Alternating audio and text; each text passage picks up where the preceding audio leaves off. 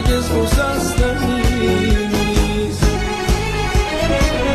صبحت بخیر عزیزم، بار که گفته بودی دیشب خدا نگه